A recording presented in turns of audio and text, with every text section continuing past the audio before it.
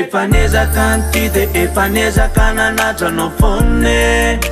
fa na de andamiko fotoane trikifo safa miandry foane fa nalavitra nakaiky na manday anao manaiky de zao e teny vonako aminao e fa tsy fananiko ane irene fa tena tsy naposiko hoe asaro-piaro anao moza tsy nihevitra ny ampirafy anao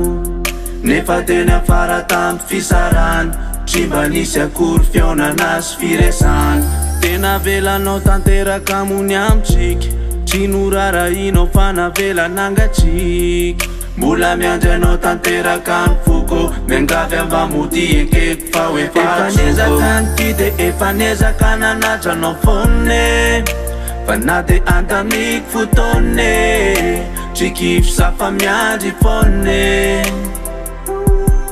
fa nalavitra nakaiky na manday anao manaiky de zao e teny vonako aminao e fa tsy fananiko ane irene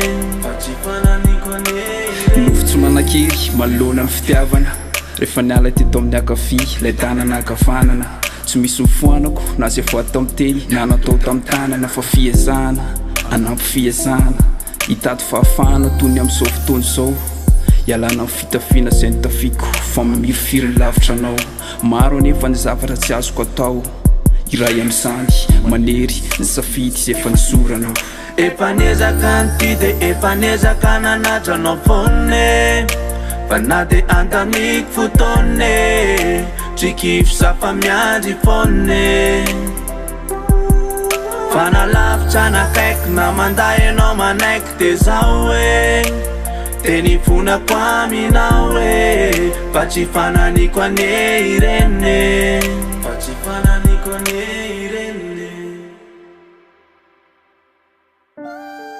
atao amin'ny hevitra ray foana iandrasako ny fotoana ary na fotoana nampy fotoana aza de tia eto mbola miandry anao foana efanezaka anty de efanezaka nanatranao foane fa na de andamiko fotoane trikifo safa miandry foane fa nalavitra nakaiky na manday anao manaiky de zao e teny vonako aminao e fa tsy fananiko ane irene efanezaka anty de efanezaka nanatranao foane fa na de andamiko fotoane trikifo safa miandry foane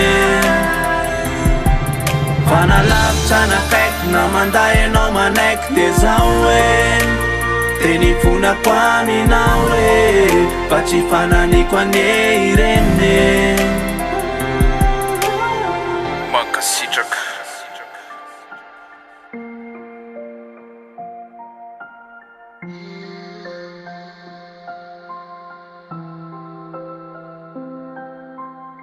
Sound by Tom.